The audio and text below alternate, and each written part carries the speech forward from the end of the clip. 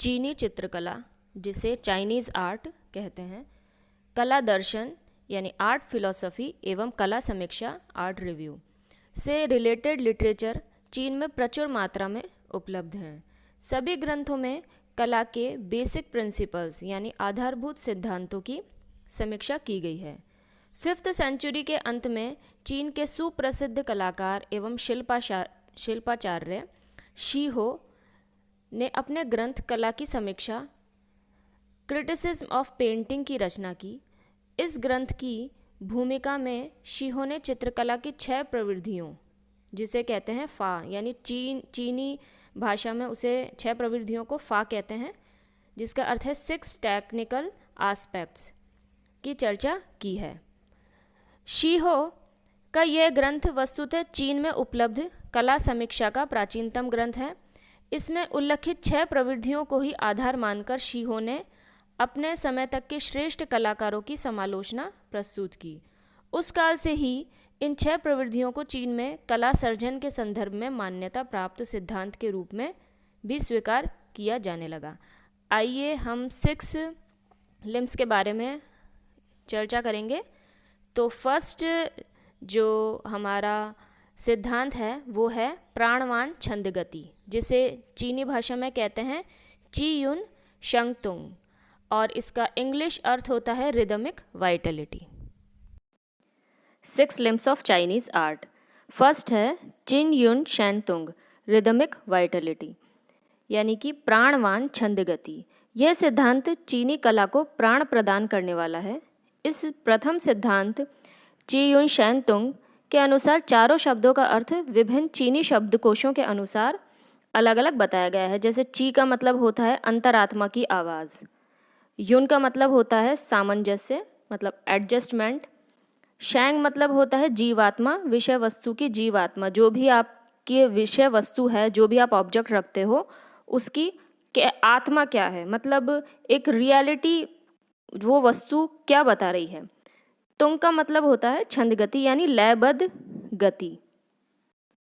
तो यहाँ पर प्रथम सिद्धांत रिदमिक वाइटलिटी चियुन शेंगतुंग कुछ चित्रों के माध्यम से हम बता सकते हैं कि चित्र रचना के पूर्व कलाकार जब भी चित्र रचना करता था तो अपने समक्ष जितने भी ऑब्जेक्ट वो रखता था तो उनमें वो क्या देखता था, आंतरिक सत्ता अथवा आत्मा को समझने का प्रयास करता था। जैसे कि मैं आपको हर बार कहती हूँ कि आप ऑब्जेक्ट को कुछ मिनट्स देखिए, 5 मिनट्स 10 मिनट्स जो भी आपको लगता है, पहले आप ऑब्जेक्ट को देखिए, उसको समझिए, फिर आप अपनी ड्राइंग करिए। तो प्रथम सिद्धांत भी यही कहता है चीनी कलाकारों के अनुसार, दार्शनिकों के अनुसार, कि उसका यथावत चित्रण ना कर भावना व अंतरात्मा के निर्देश को स्वीकार करें, यानी कि उसकी जो रियलिटी है उसको वो स्वीकार करें। तो ये जो चित्र हैं उसमें लयबद्धता आपको नज़र आ रही होगी कि कलाकारों ने किस तरीके से इन चित्रों में एक लयपूर्ण छंद गति को दर्शाया है। दूसरा आता है कूफा युंग पी, यानी कि एनाटॉमिकल स्ट्रक्चर। इसको ये नाम से ही आपको समझ में आ रहा होगा कि एनाटॉमिकल स्ट्रक्चर की स्केचिंग कितना इम्पॉर्टेंट है आर्ट में। चीनी चित्रकला के सिद्धांतों में दूसरा सिद्धांत रूपरेखा अंकन के महत्व और तूलिका के प्रयोग विधान से संबंधित है, यानी कि ब्रश का योगदान बहुत महत्वपूर्ण है कला में। प्रस्तुत हुए विषय वस्तु की जीवंतता को कलाकार आत्मसात कर जब चित्रांकन के लिए उद्यत होता है, जब भी चित्रकला में कलाकार किसी विषय वस्तु, किसी ऑब्जेक्ट को देखता है और उससे आत्मसात होता है, यानी कि रिलेट करता है अपने आप को कि हाँ वो इसको बना सकता है या नहीं बना सकता। जैसे आप भी जब भी अपने ऑब्जेक्ट को देखते हैं तो सबसे पहले सोचते हैं कि हाँ मैं इसमें कौन सा ऑब्जेक्ट बना सकती हूँ या नहीं बना सकती। तब सर्वप्रथम विषय वस्तु जो ऑब्जेक्ट है उसके अनुरूप रूपरेखा का अंकन अनिवार्य हो जाता है, यानी कि पहले आप सोचते हैं, उसे देखते हैं, उसके बाद उसको पेंसिल से ड्राइंग करते हैं। तो यही जो सेकंड हमारा एनाटॉमिकल स्ट्रक्चर है उसमें चीनी जो दार्शनिक है वो हमें बताते हैं। यह अंकन वस्तुतः तूलिका द्वारा ही संपन्न होता है, यानी कि ब्रश से ही इसको पूर्ण किया जाता है। दूसरे सिद्धांत कू-फ-यूंग-पी एनाटॉमिकल स्ट्रक्चर में चीनी कलाकारों ने इसमें एनाटॉमिकल स्ट्रक्चर को ही महत्वपूर्ण माना है कि तूलिका से किस तरीके से चित्रांकन को संचालित किया जाए, किस तरीके से ब्रश स्ट्रोक लगाए जाएं और एक एनाटॉमिकल स्ट्रक्चर बनाया जाए। थर्ड आता है यिंग वू हाशिंग शिंग, यानी यथार्थता के अनुरूप या रूप साम्य, कन्फर्मिटी विद नेचर। रूप के दो पक्ष माने गए हैं, आंतरिक और बाह्य। आप अपने ऑब्जेक्ट को देखते हैं तो उसमें बहुत अंदर तक फील करते हैं, वो हो गया आंतरिक, और ऊपर ऊपर से आपको जो कुछ भी दिखाई दे रहा है वो बाह्य रूप हो गया। रूप का मर्म जाने बिना स्वाभाविक चित्रण नहीं हो सकता। आप पहले भी आया था ये, अभी भी आया है कि जिस तरीके से आप उसके अंदर, ऑब्जेक्ट के अंदर घुसेंगे नहीं, फील नहीं करेंगे उसको, तब तक आपको उसका एहसास नहीं होगा कि वो ऑब्जेक्ट क्या है, आप उसको नहीं बना पाएंगे। चीनी कलाकारों का कला दर्शन प्रकृति का जीवंत चित्रण करना था, न कि पश्चिमी देशों के कलाकारों की तरह मॉडल को महत्व देना। हर देश के कलाकारों का अपना अपना एक महत्व था। तो चीनी चित्रकार जो थे वो पश्चिमी देश के कलाकारों का जो चित्रण था उनको ज़्यादा महत्व नहीं देते थे। वो उनकी अपनी टेक्निक थी, जिस तरीके से उन्होंने षडंग को विकसित किया है। जैसे भारतीय हैं वैसे ही चीनी षडंग हैं। दोनों शब्द से तो नहीं मिलते हैं, लेकिन अर्थ दोनों का एक ही निकलता है। तो इसी तरीके से वो बताते हैं कि उनकी तरह वो कॉपी नहीं करते थे, उनके तरह मॉडल को वो नहीं बनाते थे, बल्कि चित्र को जो स्वभाव, जो मतलब वो एग्जैक्ट उसकी फीलिंग करते थे, फिर उसको बनाते थे। उनका मानना था कि संसार की समस्त जो वस्तुएं हैं वो स्वर्ग में उत्पन्न हुई हैं, वह पृथ्वी पर आकर उन्हें स्वरूप मिला है। मतलब पृथ्वी पर जो भी वो आई हैं उनको उत्पन्न किया और फिर बाद में कलाकार ने उसका चित्रांकन किया। अतः संसार में पाई जाने वाली जितनी भी छोटी से छोटी वस्तु भी है वह निम्न नहीं है, ऐसा वो मानते थे। अतः प्रकृति में पाए जाने वाले जितने भी अंश हैं उनको चीनी कलाकारों ने अपनी कलाकृति में एक महत्वपूर्ण स्थान दिया है। तो इसी तरीके से जो थर्ड पॉइंट है यथार्थता के अनुरूप, यानी कि कन्फर्मिटी विद नेचर, चीनी षडांग में इसे कहेंगे यिंग वू हाशिंग शिंग। तो इसमें चित्रों को देख के यही लगता है कि उनके चित्र बहुत ही यथार्थपूर्ण, बहुत ही रियलिटी लिए हुए थे। फोर्थ आता है सुई ली फूसाई, यानी अनुरूप वर्ण विधान, एप्रोप्रिएट कलरिंग।